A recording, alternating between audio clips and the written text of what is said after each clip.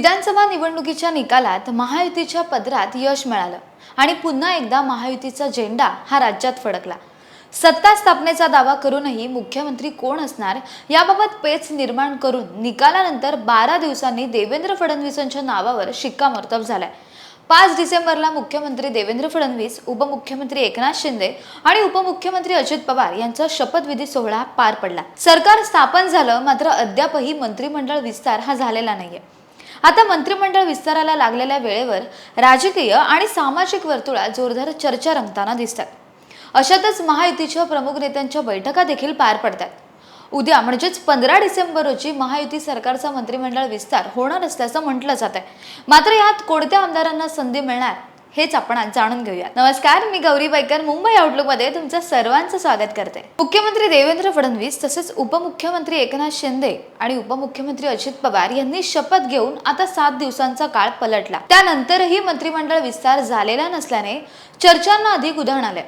नागपूरमध्ये 16 डिसेंबर पासून हिवाळी अधिवेशनाला सुरुवात होतात। या अधिवेशनापूर्वी हा विस्तार केला जाईल याचे सुतोवाच मुख्यमंत्री देवेंद्र फडणवीस यांनीच केले। मुख्यमंत्र्यांनी नुकताच झालेल्या दिल्ली दौऱ्यात याबाबत भाजपच्या पक्षश्रेष्ठींसोबत चर्चा देखील केल्याचं म्हटलं जाते। त्याचबरोबर भाजपच्या संभाव्य मंत्र्यांची यादी तयार करण्याचे काम आता अंतिम टप्प्यात आले। त्यासोबत उपमुख्यमंत्री एकनाथ शिंदे आपल्या शिवसेनेच्या कोणत्या आमदारांना मंत्रिपदाची संधी देणार याकडे सर्वांचंच लक्ष लागलंय। माध्यमांद्वारे समोर आलेल्या माहितीनुसार शिंदेच्या सेनेच्या 4 जणांना यंदाच्या मंत्रिमंडळात संधी मिळणार नाहीये। या दीपक केसरकर, अब्दुल सत्तार, तानाजी सावंत आणि संजय राठोड या 4 मंत्र्यांना नव्या मंत्रिमंडळात स्थान मिळणार नसल्याचं म्हटलं जातंय। भाजपने ह्या 4 आमदारांना मंत्रिमंडळात समावेश करू नये असा आग्रह धरलाय। आता भाजपचा हा आग्रह एकनाथ शिंदे यांनी मान्य केलाय अशी माहिती देखील समोर येते। शिंदेच्या सेनेच्या संभाव्य मंत्र्यांमध्ये उदय सामंत, शंभूराज देसाई, गुलाबराव पाटील आणि दादा भुसे या 4 आमदारांना पुन्हा एकदा संधी मिळण्याची शक्यता वर्तवली जाते। एकनाथ शिंदे यांच्या ठाणे शहरातील आणखी एक आमदार प्रताप सरनाईक यांनाही यंदा मंत्रिपद मिळू शकतं। याशिवाय मंत्रिपदासाठी गेल्या 2.5 वर्षांपासून प्रयत्न करणाऱ्या संजय शिरसाट आणि भरत गोगावले यांचंही नाव या संभाव्य यादीत येते। त्याचबरोबर आशिष जयस्वाल, योगेश कदम, विजय शिवतारे यांचाही यंदा समावेश आहे।